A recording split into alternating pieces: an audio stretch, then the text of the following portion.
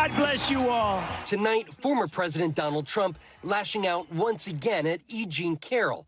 A jury found he sexually assaulted her in a department store, then repeatedly defamed her about the allegations. Trump blasting the author in a phone interview with CNBC. Miss Bergdorf Goodman, a person I never met. I have no idea who she is.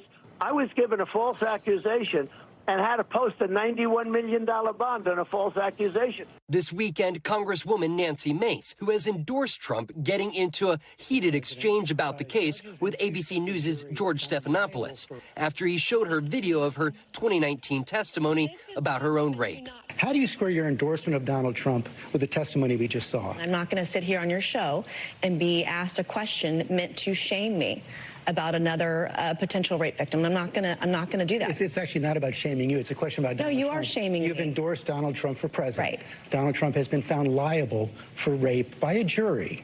Donald Trump has been found liable for defaming the victim of that rape by a jury. It's been affirmed by a judge. It was not a criminal court case, number one. Number two, I live with shame.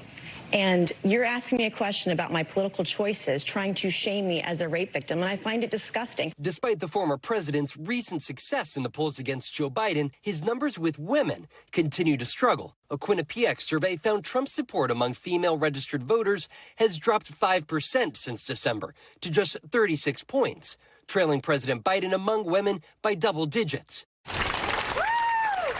Reproductive rights, including IVF and abortion, putting Trump and Republicans on defense in the 2024 race in the wake of that controversial Alabama Supreme Court ruling that endangered IVF procedures. Trump quickly clarifying he supports the treatment.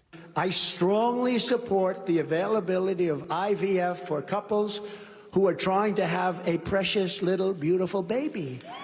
I support it. But abortion still looming large over the campaign.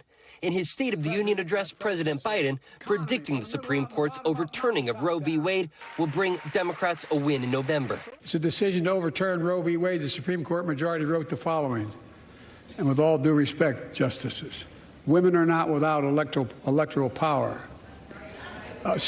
Electoral or political power. You're about to realize just how much you're right about that.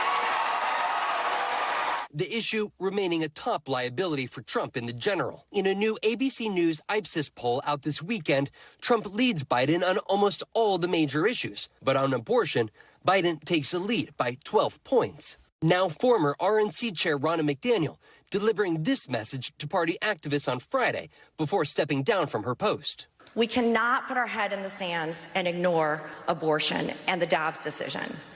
Okay, with that, Vaughn Hillier joins us now live on set here at Top Story. Vaughn, I want to put up on the screen the last two elections when it comes to female voters and the candidates here. So Hillary Clinton won in 2016, and then Biden won in 2020. Biden actually expanded Clinton's margin with women leading Trump, as you can see there, by 15 points. And now these same issues are coming up again. I would argue almost, 2016 they were pretty high profile, but now very high profile as well, once again. In Trump world, do they realize they have this problem? Are they doing anything to fix it? Absolutely.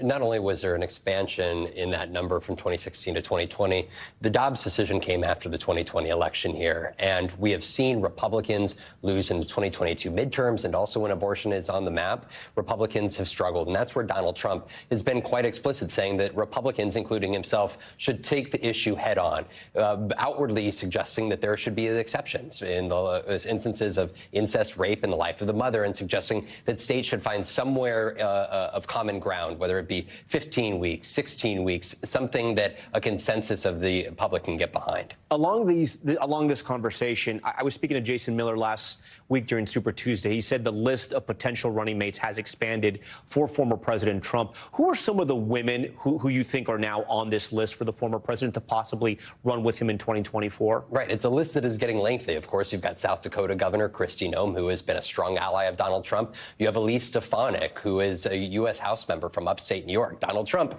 has suggested that New York could be in play, so it could be appealing for him to come on, bring on a defender like Elise Stefanik. You've got, of course, Marjorie Taylor Greene down in Georgia, who Donald Trump has never questioned the loyalty of. In South Carolina, the night of that primary, she was on stage with him and said, I have no better defender than Marjorie Taylor Greene. Those are just a few of the names, but for Donald Trump, this is a list that is growing and one that he doesn't mind playing with, as all of these Republicans are looking for, vying for his support. You think Governor Huckabee Sanders is on that list, too? She would, of course, be on that list, too. Okay. Of course, she defended him in that White House, and, of course, a popular governor in Arkansas. Thanks for watching. Stay updated about breaking news and top stories on the NBC News app or follow us on social media.